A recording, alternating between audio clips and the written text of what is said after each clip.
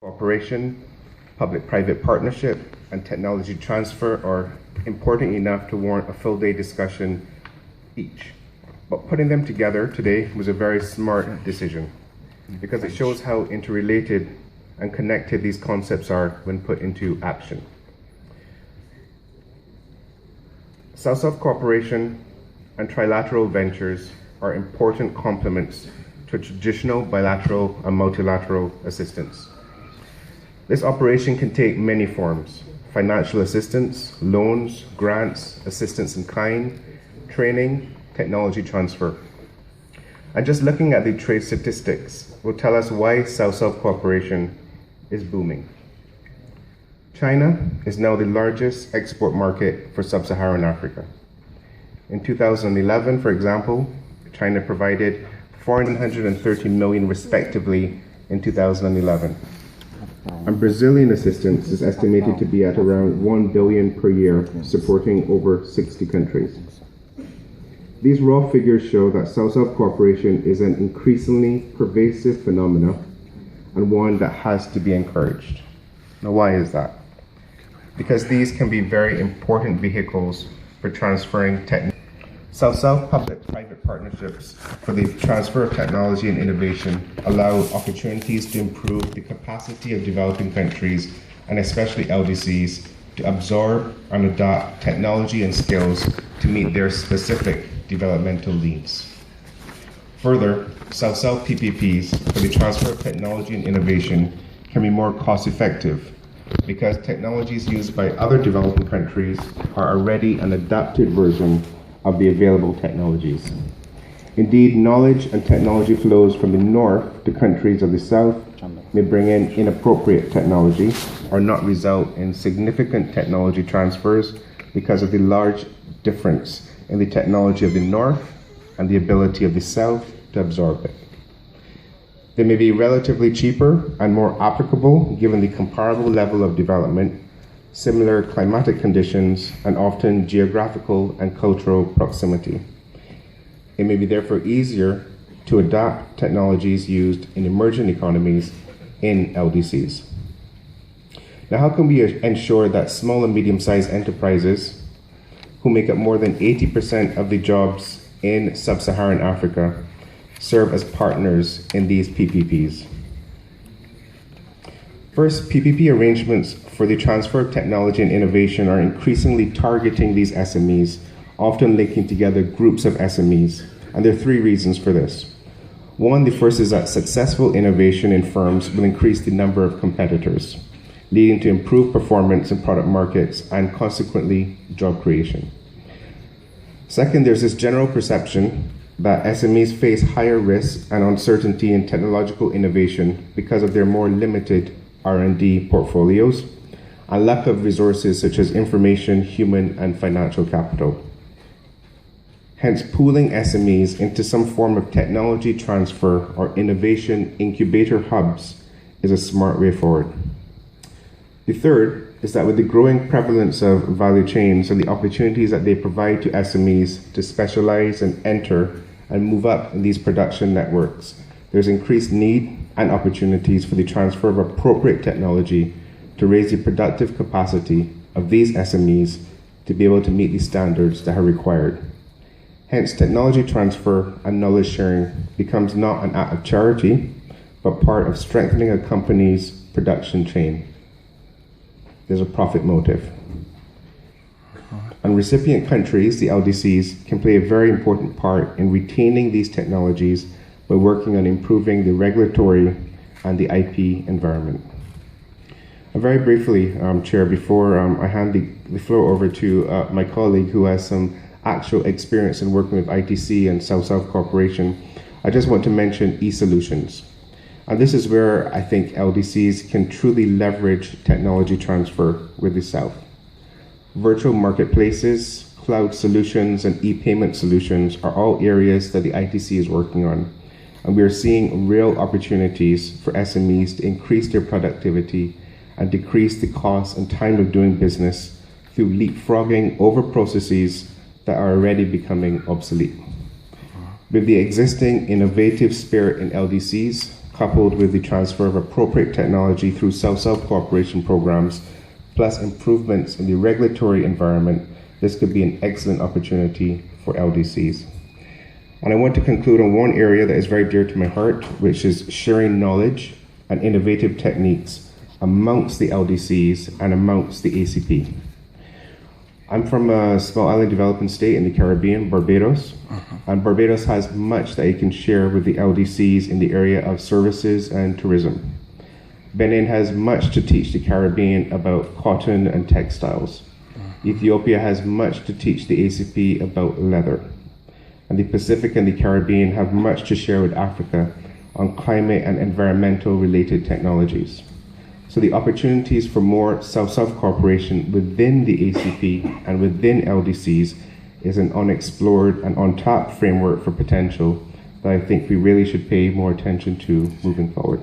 Thank you very much, Chair. Thank you very much. Thank you for highlighting. Everybody, good afternoon, Mr. Chandra, U.S.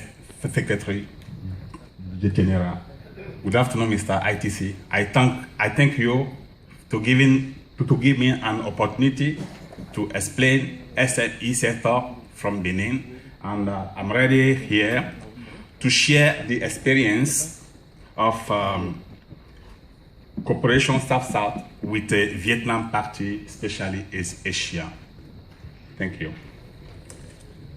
Bonjour. J'aimerais partager l'expérience du groupe SWCM, l'expérience de la coopération Sud-Sud avec vous. D'abord, je me suis posé beaucoup de questions et ces questions sont des expositions de mes motivations. Quelles sont ces questions? Je me suis dit, quelles sont les nouvelles opportunités pour l'Afrique, spécialement le Bénin, en matière de commerce international et pourquoi ces nouvelles opportunités ne sont-elles pas pleinement exploitées? Comment les pays africains, spécialement le Bénin, peuvent-ils améliorer l'application des accords régionaux et internationaux existants pour prendre activement part au commerce international, voire à l'amélioration de l'économie? Je me suis posé encore des questions. Quels facteurs limitent la capacité des entreprises béninoises, africaines, à produire des biens et des services de qualité pour contribuer, concurrencier sur le marché d'exportation? Comment les Béninois, les Africains peuvent-ils, de par leur approche, impulser le développement du secteur privé en matière de réduction de façon significative le chômage des jeunes à la pauvreté de la population? Comment réussir à repartir équitablement les gains du commerce régional internationaux entre les pays africains et les principaux acteurs producteurs, puisque moi je suis du secteur privé 100%, secteur agroalimentaire et agro-industrie.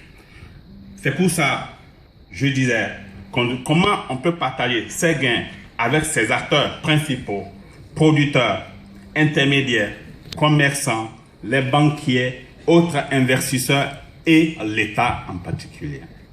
Alors, je me suis dit, l'histoire de mon expérience, c'est aussi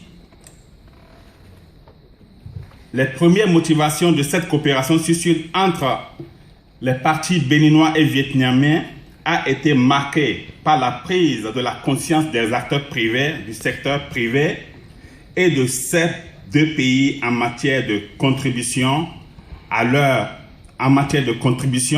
au développement du partenariat secteur privé-public avec la participation active des partenaires techniques.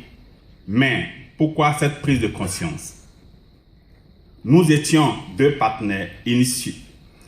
Nous deux partenaires initiaux étaient en face d'une crise de transactions commerciales internationales marquée par les impayés de nos clients respectifs.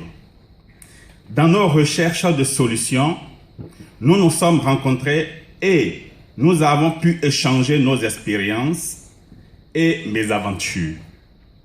C'est à cette occasion que le Vietnamien m'a informé d'un forum de concertation pour le développement de la coopération sud-sud dans l'agroalimentaire qui devrait être organisé par le ministère de l'Industrie et du Commerce du Vietnam, MUIT, et la Chambre de commerce de l'industrie du Vietnam, VCCI, avec l'appui de International Trade Center, ITC, et Organisation internationale de la francophonie, l'OIF, à travers le programme d'expansion commerciale entre l'Asie francophone et l'Afrique. Au cours de cette même occasion, il y a eu une signature d'accord entre ABPEC, Agence de la promotion des échanges commerciaux, qui est un département du ministère du Commerce et de l'Industrie du Bénin, pour la promotion des échanges commerciaux et d'investissement entre les deux pays. C'est pourquoi, Monsieur le Secrétaire général des Nations Unies, c'est pourquoi ITC, l'OIF, avec les autres PTF, doivent nous aider, doivent aider l'ABPEC, le département du ministère du Commerce et de l'Industrie du Bénin, et la Chambre de commerce du Bénin, et les autres institutions du département du ministère du Bénin, et aussi le VCCI, la Chambre du commerce du Vietnam, pour faciliter l'accès au financement des PME. Parce que j'ai remarqué dans la salle que mes catégories PME, les réels PME, on n'est pas beaucoup. Mais prochainement, je souhaiterais que, Monsieur Yuen, vous nous aidez pour que les privés soient représentés dans votre salle.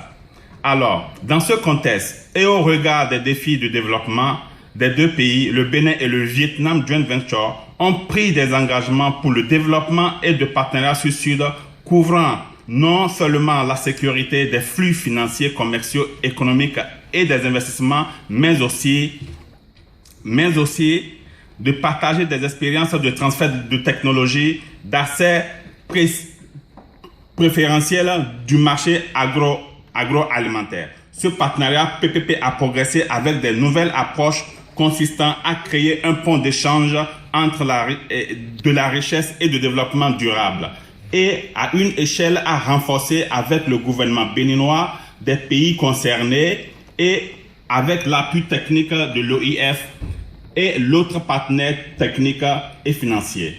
Les autres partenaires techniques et financiers. Je profite de cette occasion que m'offre l'ITC et le ministère du Commerce de l'Industrie du Bénin à cette conférence des pays des moins avancés devant cette grande puissance pour solliciter auprès de mon gouvernement, à travers son représentant qui est dans la salle, le ministère du Commerce et de l'Industrie, à nous aider avec vos collègues de l'UEMOA à revoir les tests, je veux dire les lois qui organisent les services banquiers au profit des PME. Madame la ministre, c'est à vous.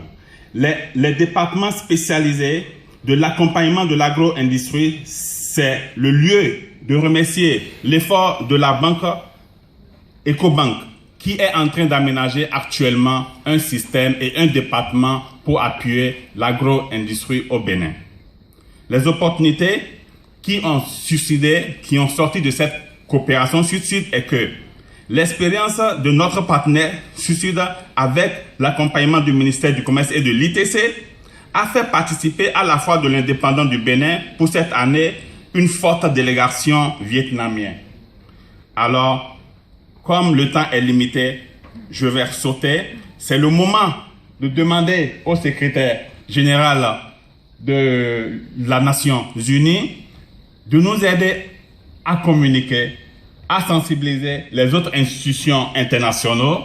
PTF a vraiment venu à l'appui pour cette collaboration sur des PME, petites et moyennes entreprises. Je vous remercie. Merci beaucoup pour cette chance. Thank you for everybody, but I don't have enough time. I want to explain because I know SME is a factor. Without SME, government cannot work. Without government, SME cannot work. Please, we are here. We are SME. I'm speaking with the SME in regard of SME in Benin. We want to collaborate on PPP. We're ready to give what we have, and we want also your support, political support and technical support. Thank you.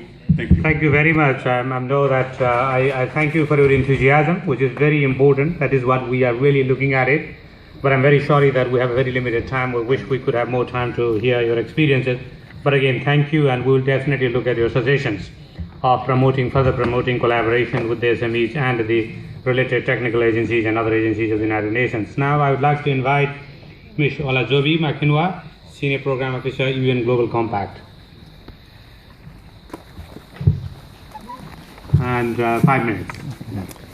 I just want to thank everybody here, and especially the organizers for inviting the Global Compact to make a presentation today. I have a PowerPoint presentation. I hope I'll be able to run through. I'm really going to be very fast in my presentation because of the time. Can we have the first slide, please?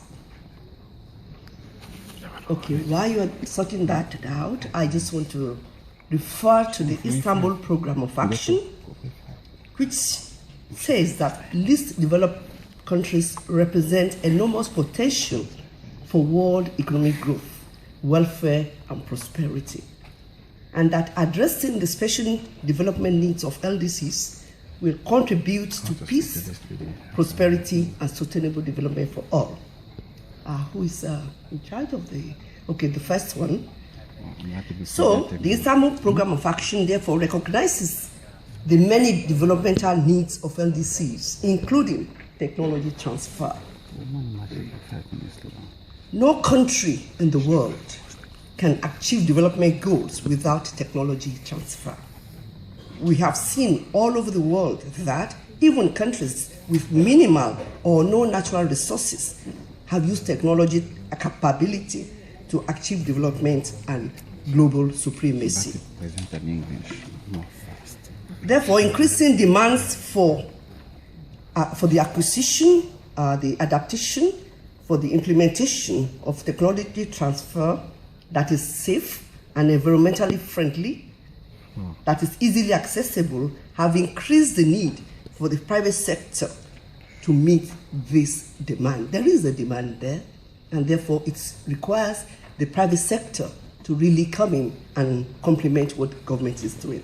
South-South cooperation, therefore, why? Because most technology are in the hands of the private sector. They have to facilitate access. South-South cooperation in this regard is crucial to leverage the deficit left by the history of North-South cooperation and or complement support from traditional donors. In order to ensure that actions match words, and it's important for us not to continue to talk and talk. In order for actions to match words, we need words. This requires long-term planning by government, and government needs to lead the way, while the private sector, companies and investors will follow through. We heard already this morning that it's only through private-public partnerships that we can realize our goals of productive capacity in So, while the role of government is important, public-private partnership is equally important. And I will actually stress the word partnership. It has to be partnership. It's not going to be government capture or business capture, but partnership is really important. There are, however, barriers to technological transfer and acquisition in LDCs. In many countries, actually, the issue of weak regulatory and enforcement mechanisms, the non-transparent legal systems, markets that lack incentives, inadequate collaboration and cooperation among LDCs at the regional and sub-regional levels, lack of capacity around technological development and acquisition, lack of policy coherence. Therefore, we need effective regulatory frameworks which promotes transparency and credibility in commerce. The private sector needs an environment that is predictable, that is fair, that is non-discriminatory, that guarantees return on investment. Let's not beat our word. The private sector is about profit. It's important for private sector, whether multinationals, whether local companies, whether MNCs, to make profit. That is the engine of growth in the countries. However, at the Global Compact, we say, while the financial bottom line is important, the companies also have to take into account environmental, social, and governance issues. These are issues equally important. What I'm therefore saying is that the private sector would like policy coherence so that they can actually work with government in addressing technological needs. South-South cooperation therefore rests on the basic assumption that the countries involved have the political will to work together and towards a common purpose. What is required therefore is collective agreement by LDC countries for unilateral action by each member country. In LDCs, and especially in Africa, greater collaborative effort is needed to evolve South-South cooperation from extraction to beneficiation. True South-South cooperation should involve more than trade. It should involve long-term investments, and companies are willing to invest if government will provide a conducive environment. Governments, business, the UN, and civil society all have a role to play to ensure that South-South cooperation remains a win-win scenario for investors and host markets. I'm trying to rush. Governments can leverage, so there are different roles. What are the roles for governments? In addition to what I've said, the government needs to incentivize joint ventures. There has to be incentives for companies to be able to engage with companies and governments in the area of technology transfer and in many areas. Incentivize limits the exposure of private sector to heavy investment outlay. Once government incentivize companies, then it's a guarantee to private sector to the heavy investment outlay. In terms of the law regimes, we need to strengthen property regimes. The IPR and piracy regimes have to be strengthened. Government needs to strengthen anti-corruption, governance, and rule of law measures, create an even playing field, and healthy climate for investments. In terms of role of government also, in terms of governments have to have in place the local content laws and ensuring that companies hire local people. In terms of engagement also, in private-public partnerships have to be agreed upfront. In most cases also, government should negotiate collectively where it is possible. There are times you have to have bilateral agreements, but collective bargaining is important. Can you wrap it up, please? Thank you. Can you wrap it up? Okay, I'd like to wrap it up by saying that the Global Compact is a UN initiative that works with the private sector in addressing the needs of the private sector as well as government. It's a multi-stakeholder initiative where companies work with governments and civil society organizations to address the challenges to globalization. And private sector are ready to work with government. And we have just launched a strategy for Africa. And we invite LDCs here, especially from Africa, to join us in working with the private sector to ensure that productive capacity building is established sustainably in LDCs, especially in Africa. Thank you very much for having me.